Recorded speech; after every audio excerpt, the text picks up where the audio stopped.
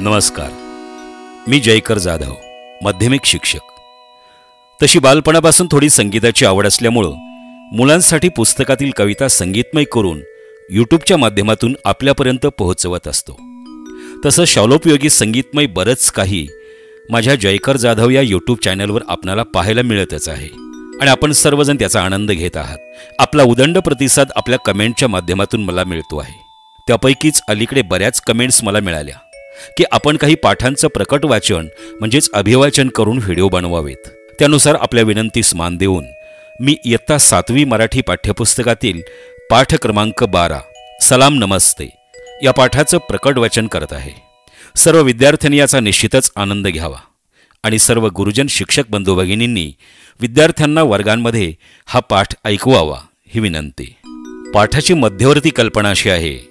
अत्यंत गरीब परिस्थिती असूनही माणुसकी, प्रामाणिकपणा, कष्टाळू वृत्ती, दुसऱ्यांच्या दुःखांविषयी जाणीव इत्यादी गुण शेख महम्मद आणि त्याची मृत्यूच्या दारात उभी असलेली बहीण झुबेदा यांच्या ठायी दिसून येतात.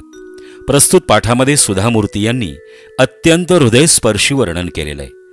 तर ऐकूया प्रकट वाचन इयत्ता 7वी मराठी पाठ क्रमांक 12 सलाम नमस्ते या पाठाच्या लेखिका आहेत सुधामूर्ती. शेख महम्मदचं एक छोटंसं दुकान होतं. तो वह्यांची किरकोळीनं विक्री करायचा. दरवर्षी जून महिन्यात मी त्याच्याकडून मोठ्या संख्येनं वह्या विकत घेत असे. आम्ही त्या झोपडपट्टीतील शाळकरी मुलांमध्ये वाटत असो. त्याचं दुकान आमच्या ऑफिसच्या जवळच होतं. दुकानाची जागा भाड्याची होती. शेख महम्मद फार संकोची स्वभावाचा होता. तो वह्या आणून आमच्याकडे पोहोचवायचा. आमचा चेक तयार झाला की आम्ही त्याला तसं कळवायचो. मग येऊन तो चेक घेऊन जायचा. एकदा असाच तो आमच्या ऑफिसमध्ये आला होता. त्यावेळी आम्ही सर्वजण मिठाई खात होतो. मी शेखच्या हातावर मिठाई ठेवली, पण त्यानं ती खाल्ली नाही. का रे शेख, तुला मधुमेहाचं दुखणं वगैरे आहे का? नाही मॅडम, खाऊ घरी न्यावं म्हटलं. घरात लहान मुलं आहेत. माझ्यापेक्षा त्यांनाच याची गोडी जास्त.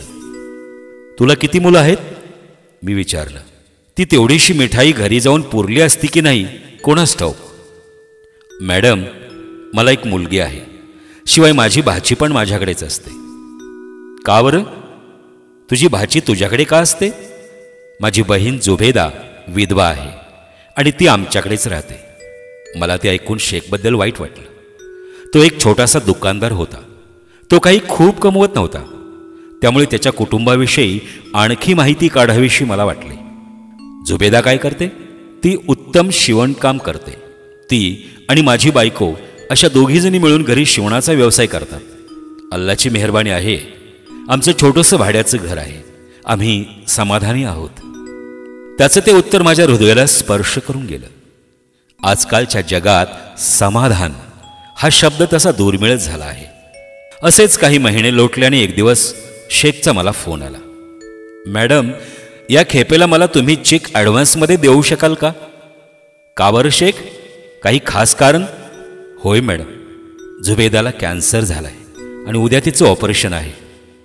मी ताबडतोब ऑफिसात निरोप ठेवून चेक त्याच्या घरी लगेच पाठवून दिला. पण त्याच्याबद्दल मनात विचार येऊन मन उदास झालं.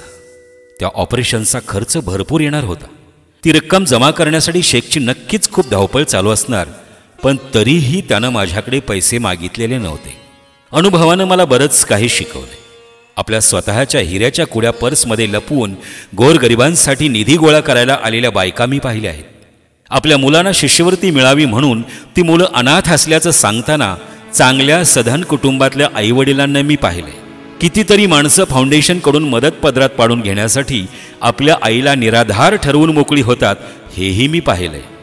जर एखाद्या व्यक्तीला मदत मिळाली नाही तर ती व्यक्ती आयुष्यातून उठेल असं आम्हाला ज्या कोणाबद्दल वाटेल त्यालाच फाउंडेशन मदत करेल असा माझा नेहमी आग्रह असतो. मी शेखला फोन केला.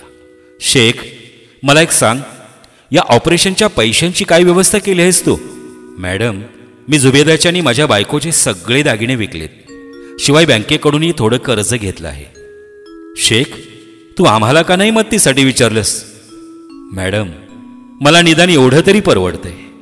पण आणखी कित्येक लोक आमच्याहूनही गरीब असतात.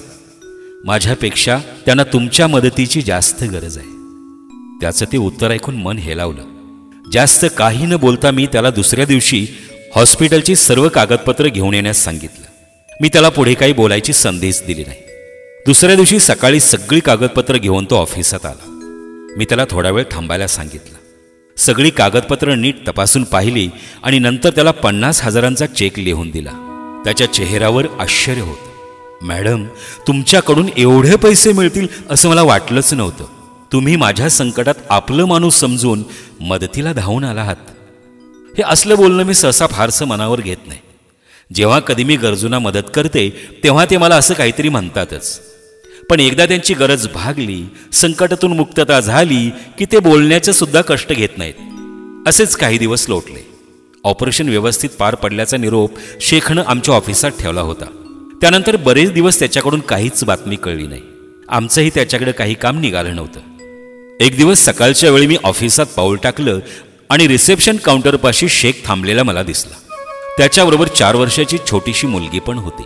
तिच्या अंगात साधाच सुती फ्रॉक होता, पण झालरी, बटणं वगैरे लावून अगदी सुरेख शिवलेला होता.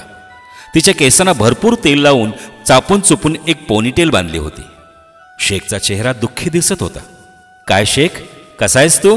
तुला भेटीची वेळ वगैरे दिली होती की काय? सॉरी मॅडम, 2 आठवड्यापूर्वी जुबेदा गेली.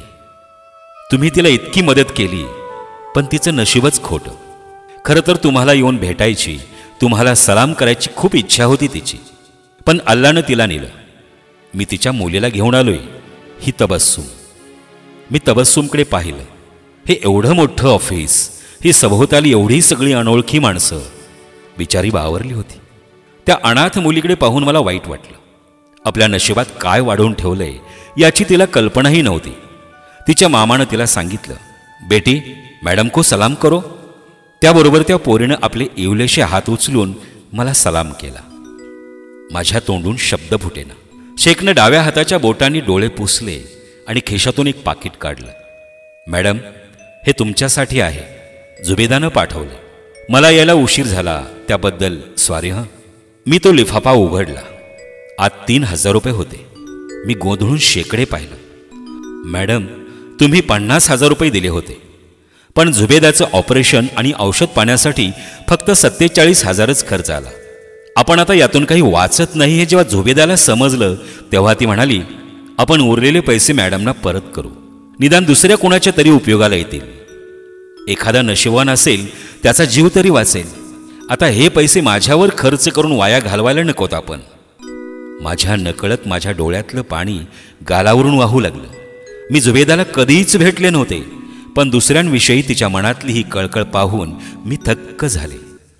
इतक्या गरिबीत आणि यातना सहन करताना सुद्धा तिनं दुसऱ्या गरजू रुग्णांचा विचार करावा, ही गोष्ट विस्मयचकित करून सोडणारी होती. आपण स्वतः संकटाची झुंज देत असताना दुसऱ्याचा विचार करणारी माणसं या जगात विरळच. इथे तुमचं शिक्षण, भाषा, जातपात, धर्म या कशाचा संबंध नसतो. त्यासाठी हृदयात अपार करुणा असावी लागते. मी तो लिफाफा तसा शेखला परत देऊन म्हणाले, हे पैसे तबस्सुमसाठी आहेत. अल्लाची तिच्यावर मेहरबानी असू दे. तिला नीट शिकू दे. तुला जर काही मदत लागली तर प्लीज मला सांग. इतरांविषयी करुणेची भावना बाळगण्याच्या बाबतीत ती आपल्या आईच्याही 4 पावलं पुढे जाऊ दे.